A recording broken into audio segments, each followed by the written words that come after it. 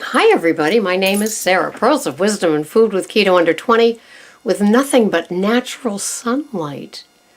Oh, does it get better than this?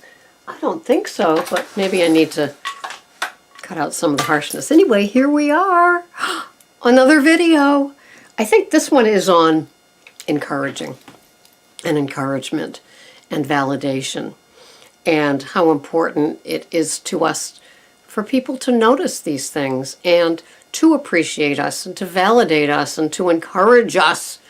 And like most of you, I get my juju from either the people here that comment below or from other sites that just, they just say the right thing at the right moment, and I'm free to just go along my way. It's not like it's happening a lot here.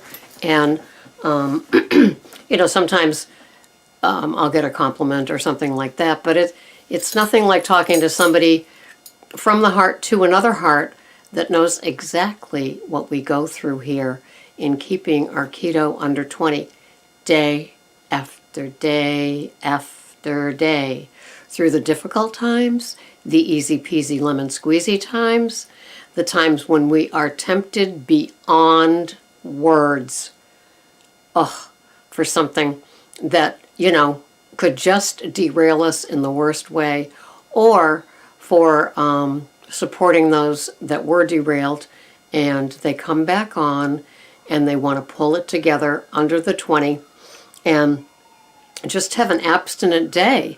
I do have one friend here who has both addictions of food and alcohol. And so I was able to talk to her, and I know that she has the food. And so I was able to talk to her the other day, and, she was experiencing some abstinence that hadn't been in her life for a while. And abstinence is probably something that comes from the 12th step family of, book of language. And what it means is that, you're staying true to your plan, and not all of us can or even know how to. And so we're here to learn, what does abstinence mean? And the good part is that abstinence means that when you go to bed at night, you just have that clean eating feeling. You didn't lick a spoon. You didn't take something off somebody else's plate. Yeah, you. I'm talking to you. Oh, don't feign coyness that you've never done it. Come on. I know that reach over. Yeah, give me one of those. And so the boarding house reach for food, but off of somebody else's plate. Yeah, I'm guilty of that. And how many times have you been, maybe it's just me, at like an all-girls luncheon type of thing where, 19 of you say you'll split a dessert and the forks and spoons are going, at a rate like all you see is silver flashing in front of you. Everybody's trying to get one more bite. And in their head, the logic is saying, well, I split it with all those women. It's not like I had half of it or even a quarter of it. There were 6 of us diving into that, of course, even though your spoon was going in 2 times to everybody else's 1. Anyway, so we need encouragement, we need validation, and we need support. And I always love it when somebody, a member of this channel, will chime in on somebody else's comment with something. And I answer every single one, unless they're so silly I like to leave them dangling. So hoping that one of you guys will just dive in and set that person straight. Yeah. So if you see it dangling, dive in, sisters and brothers. But otherwise, when somebody else will comment on somebody else's comment, I like that. It just gives more of a sense of community, and that we all do really care about each other and our successes. And sometimes we just need that support. There might not be a lot going on face-to-face in the walls that you live in together, or in your, face-to-face community or the workplace or something like that, where, no offense, but sometimes we women are just We want to see the others fail. That'll raise us up a little bit, I guess. And, sure, I've been there. Sure, I've done it. Sure, I can be bitchy-witchy, but not with this. I try to stay neutral and supportive with keto. I don't want anybody to fail. I don't. But sometimes, over the years, oh, thank God I don't work that way like I used to in those offices, where there's just somebody that's a little too smug and got it all together, and you just want something to knock them off their perch, right? Oof, not a nice quality to have. And I'm glad that I don't work in environments like that anymore that arouse those sort of feelings of non-community support, if you know what I mean. So when you see somebody here struggling or in another site and, they cave to something that they wish they hadn't, maybe a little bit of support, or maybe how you did it. I had a video recently about if you're going through a difficult time or you've got a lot of stress in your life and it's just not your everyday normal lack of chaos, calmness, serenity, keto fabulous life that you've been having, and suddenly you're tossed something that's hard.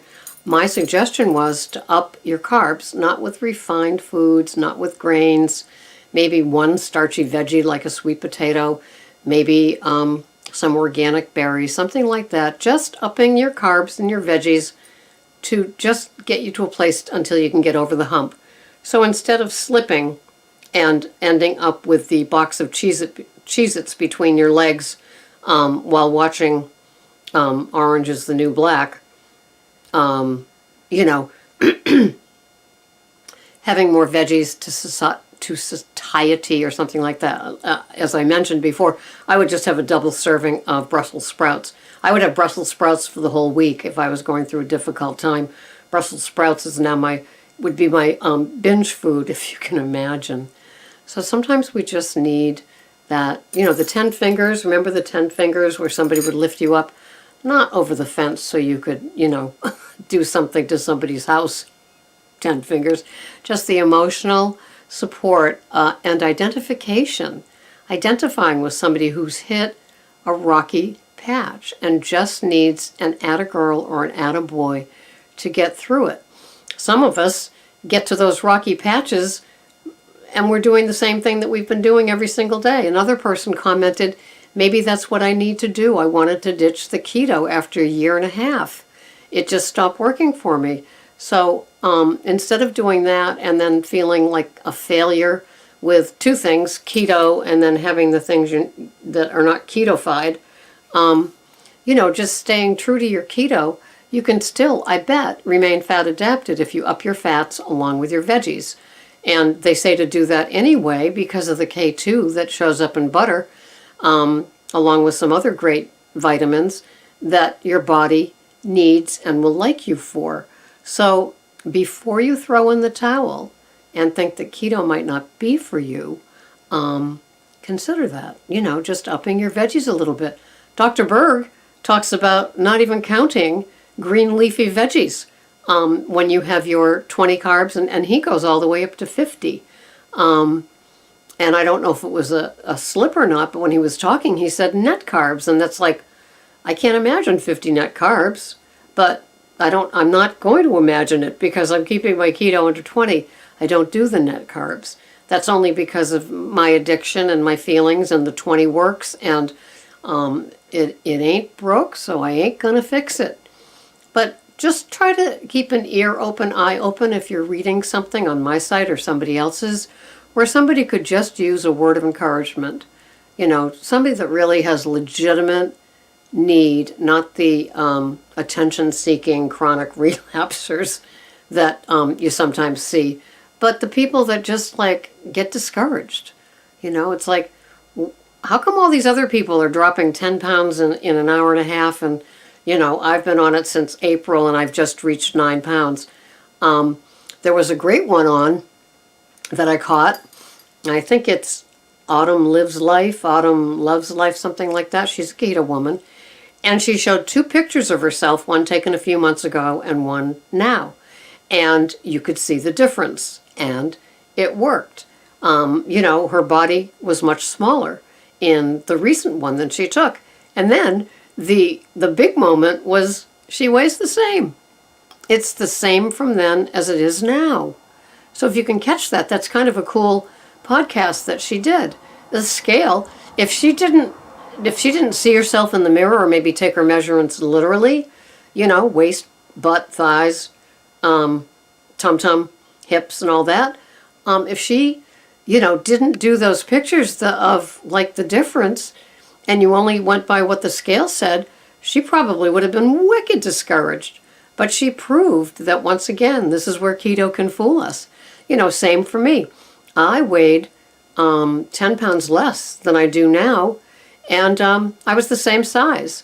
And so I've leaned out, I've gained some muscle definition, and I gained 10 pounds, but I'm still wearing the same size. So, don't get discouraged by the scale. If you're going to get discouraged with something else. The scale is not necessarily the truest reflection of where you are in your keto food plan.